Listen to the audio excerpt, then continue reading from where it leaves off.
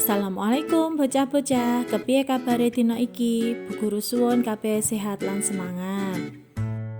Dina iki Bu Guru arep njelasake babagan njlentrehake teks struktur geguritan utawa sing biasa disebut puisi. Nah, apa to cah sing dimaksud geguritan utawa puisi iku? Nah, simak penjelasannya Bu Eva. Geguritan yaiku puisi basa Jawa gagrag anyar utawa diarani puisi modern kang ora keiket dening paugeran utawa aturan sing gumathok. Dadi puisi iku bebas ya cah. Bebas jumlah larik ing saben pada utawa bait.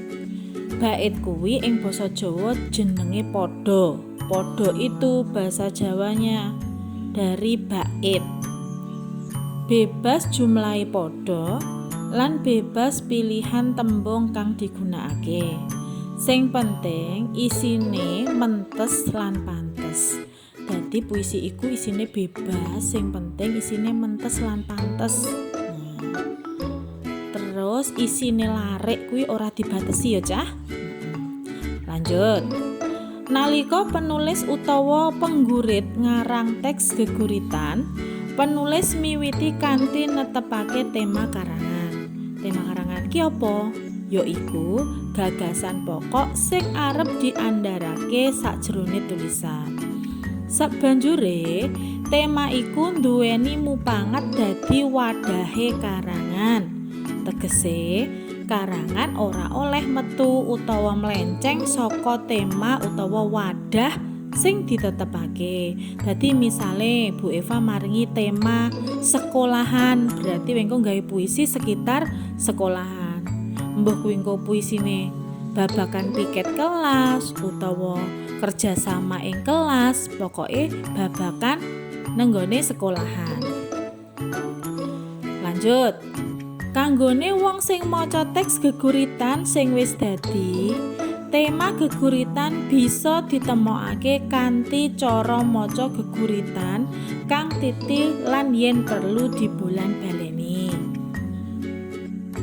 Sabanjure babagan njlentrehake struktur teks geguritan. Geguritan iku mujudake puisi basa Jawa gagrag anyar sing bebas. Nanging umume struktur utawa wagunan geguritan mujudake gabungan saka 5 perangan, yaiku sing kepisan tembung. Pilihan tembung uga diarani diksi kanggo ngasilake geguritan kang trep. Pengarang mesti mikirake pilihan tembung kang mathuk.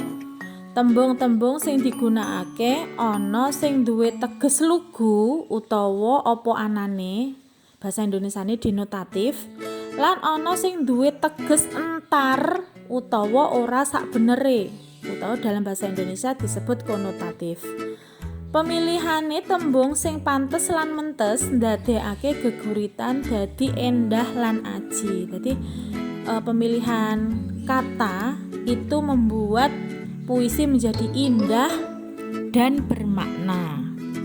Sing kaping pindho yaiku larik. Larik utawa baris duwe teges sing beda yen kabandhingake karo ukara ing gancaran utawa prosa. Larik ing geguritan bisa mung wujud sak tembung, bisa wujud kumpulan tembung utawa bisa uga wujud ukara. Maksude yaiku ing geguritan kuwi oleh cah nulis sak tembung tok utawa nulis sekumpulan tembung kuwi nek ngarani kumpulan kata, utawa nulis uga wujud ukara utawa kalimat itu boleh. Tapi kalau prosa itu karangan, tidak boleh hanya satu kata, kumpulan kata sedikit itu enggak boleh, harus panjang. Kaping 3 yaiku pada utawa bait. Pada mujudake kumpulan larik kang tumata kanthi laras utawa harmonis. Saben sapada dumadi saka siji gagasan utama sing beda karo pada liyane. Dadi cah bait lainnya, bait satu dan yang lainnya itu kalau bisa isinya berbeda gitu ya. Sing kepapat yaiku uni utawa swara. Uni kawangun saka Purwakanthi lan Wirama. Purwakanthi yaiku runtute swara sastra utawa tembung kang ana ngarep karo swara sastra utawa tembung kang ana mburi. Wirama yaiku endhek dhuwur cendhek dawa utawa alus kasare swara sing diucapake. Anane Purwakanthi lan Wirama ndadekake geguritan penak diwaca lan dirungokake. Sing kelima pungkasan yaiku surasa utawa makna. Surasa mujudake tujuane pengarang utawa penggurit nalika nulis geguritan. Anggone penggurit malih milih tembung, nata larik lan bait dilarasake karo tujuane. Surasa bisa wujud isi lan pesen utawa amanat saka geguritan. Kanggo nyinaoni struktur teks geguritan, gatekno tabel struktur teks geguritan 1 kanthi irah-irah gong ing ngisor iki. Gong dening Aulia Azizah. Tak deleng gong gumantung ing gayor. Ana sing cilik, ana sing gedhe. Endah disawang, kepenak dirungu. Kabeh nunggu giliran ditabuh.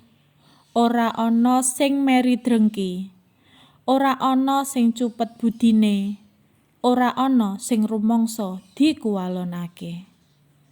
Ora beda karo keluargaku, adik nyapu latar, aku ngumbah montor, ibu tata dahar, bapak tindak kantor. Kabeh meres keringet, meres pikir.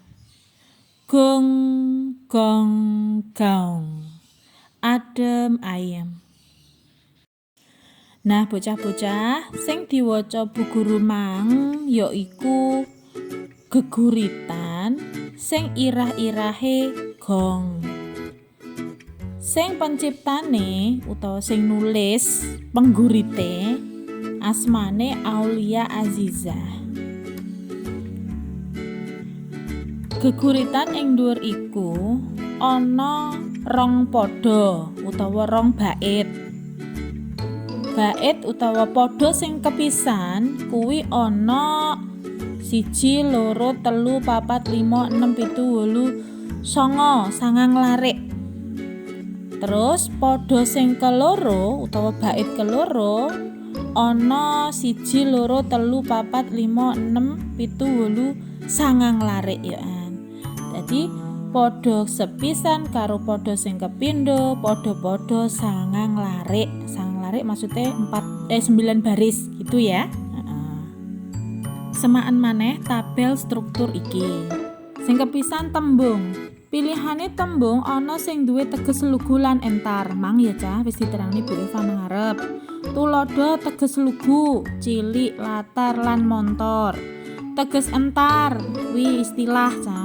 Cupet budine, meres keringet, meres pikir lan adem ayem. Nah, kuwi nek arani teges entar utawa kiasan. Kepindho yaiku larik. Larik ing geguritan katon endah sebab ana sing dawa lan ana sing cendhek. Iki nuduhake kebebasane, ora kudu padha dawane. Tuladha larik sing dawa contone tak deleng gong gumantung ing gayor. Sing tuladha larik sing cendhek yaiku dikuwalonake. Nah, kan cuma sak kata, sak tembung tok bocah-bocah. Ketelu, padha utawa bait. Saben sapada ana sak gagasan. Setiap satu bait itu ada satu pokok pikiran. Padha sing kepisan, gagasane yaiku kahanane gong. Padha sing keloro yaiku sipate utawa watake gong. Padha sing ketelu yaiku kahanan lan sipate keluargaku sing padha karo gong. Uni utawa swara sing kepapat ya cah. Minangka Purwakanthi ing geguritan iki ana tembung sing unine runtut karo tembung burine. Contone latar, dahar, montor, kantor.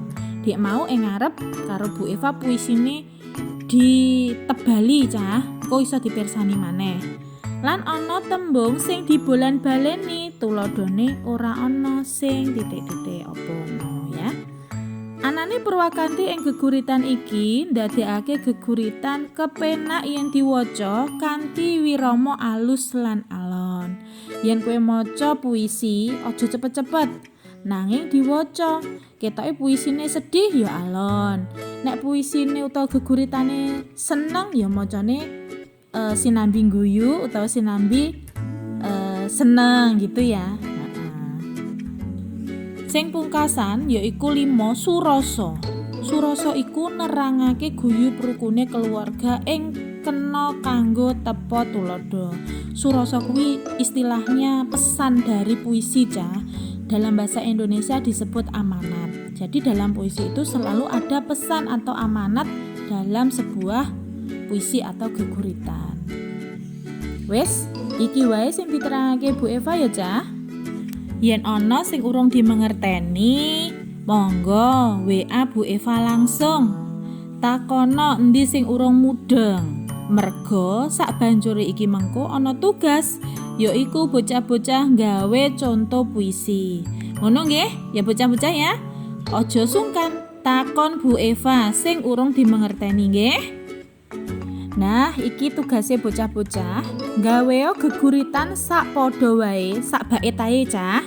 Larike minimal 6. Luwih saka 6 larik ya pareng, nek kurang saka 6 aja.